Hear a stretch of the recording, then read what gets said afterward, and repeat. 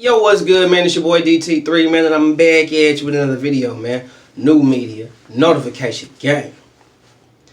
God's word. It's what it is, man. Look, as I've said to y'all before, my recent live stream, hit me up on my Instagram at DT_Boone if you have any questions about anything involving boxing, or if there's a particular fighter that I have not touched on and you haven't seen me touched on and you would like to hear my take on any fighter.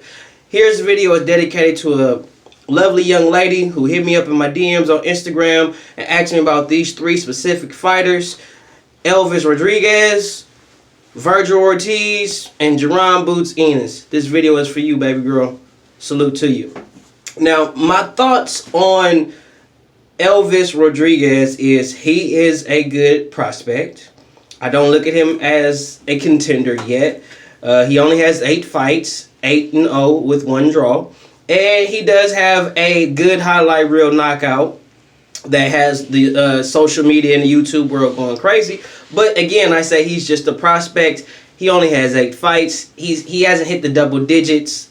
So until he fights somebody of a high caliber, I have yet to believe, he's going to do really, really well in the welterweight division.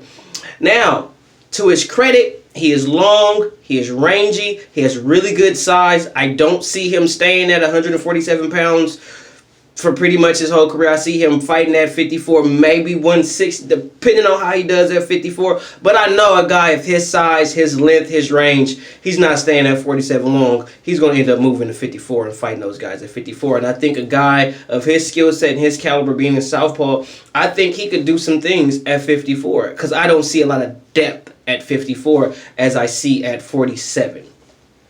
But I do think he's a good prospect. And I think he has a bright future. Excuse me.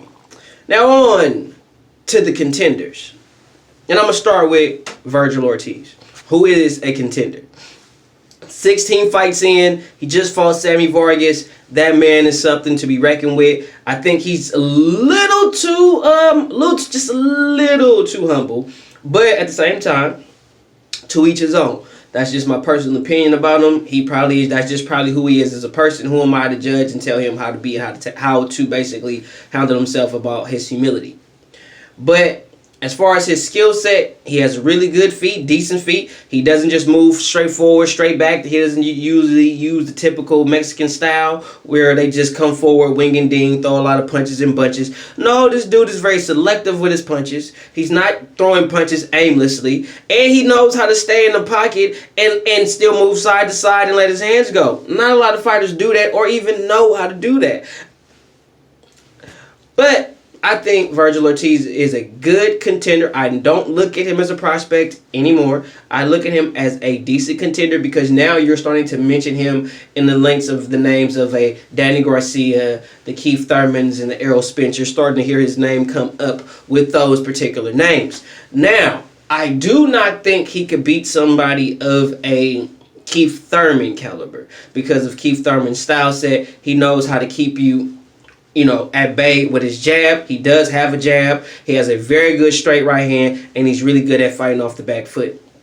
Now, a person like Danny Garcia, I think him and Danny would be a hell of a fight. Vergil Ortiz and Danny Garcia will be a hell of a fight. Danny Garcia is extremely flat-footed, but he has decent pop, and it'll also give you a good gauge on Vergil Ortiz's chin. There's no way you could sit there and take a punch from Danny Garcia and keep coming and say that dude don't got a chin if he's able to do that. So I think Vergil Ortiz could beat Danny Garcia because I think he would basically utilize the same tactic that Sean Porter used, because Sean Porter basically fought him in the trenches the whole time.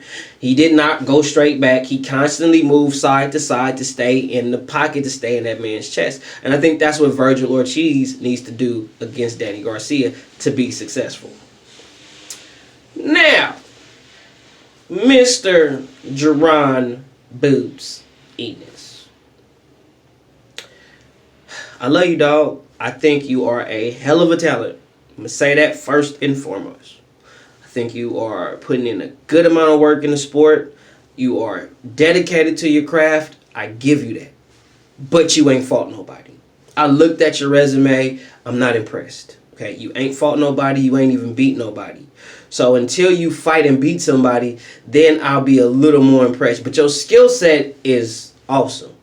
Your skill set, what you can do is beautiful. I give you that.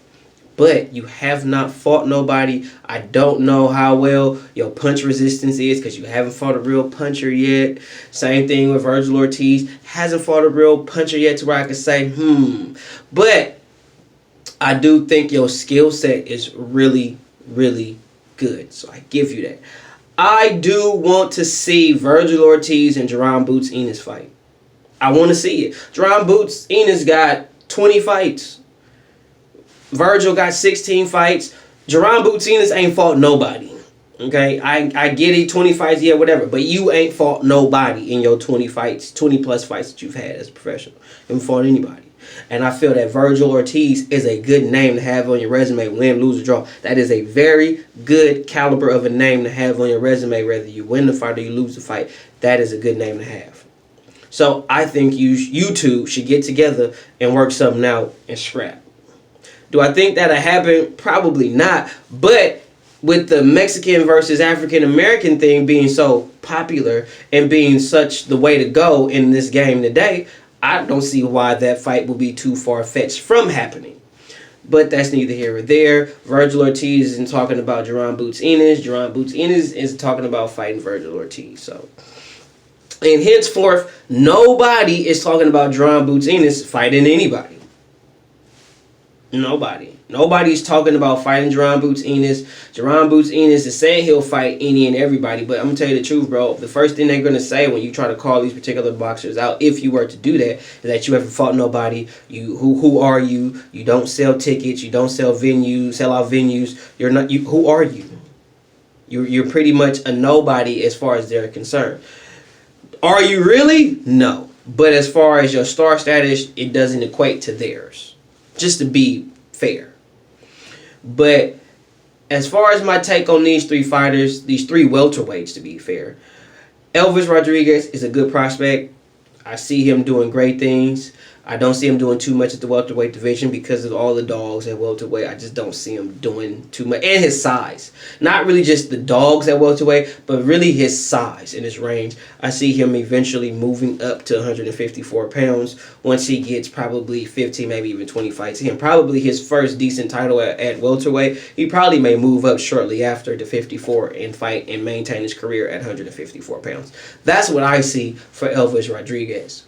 Now, for Vergil Ortiz, as I've said, dude is badass. He's a contender. He's already being mentioned with the names of Errol Spence, the unified welterweight champion of the world. So, with that being said, Vergil Ortiz is the real deal, and he's coming for that real smoke. I think he's a little too humble about certain situations, but that's just, I guess that's just who he is as a man, as a person. He's just one of those really, really humble type guys. But it is what it is with that. But I see Vergil Ortiz as a real top contender, a guy that's really on his way to the top. Don't underestimate him. The guy will surprise you because he surprised me in his last fight with Sammy Vargas. Jaron Boots Ennis is somebody who is a skilled fighter, really good, but has not fought any decent opposition in his career thus far, and he's 20 plus fights in the game. So I think Jaron Boots Ennis needs to step it up. He needs to fight a legitimate name to legitimize himself at the welterweight division. Maybe fight Velasquez, somebody like that, just to legitimize himself at the welterweight division. As of right now, he's pretty much, you could say he's a nobody. There's no way that Vergil Ortiz with 16 fights should be making more noise than Jaron Boots Ennis at 20 some odd fights. And the reason why that is because Jaron Boots Ennis has not fought anybody of any significance. This is what it is, man. But as far as all three of them, I think they're all good. I think they're all good, and I think a lot of people are looking over them. And a lot of people don't even know who Elvis Rodriguez is, but he on his way.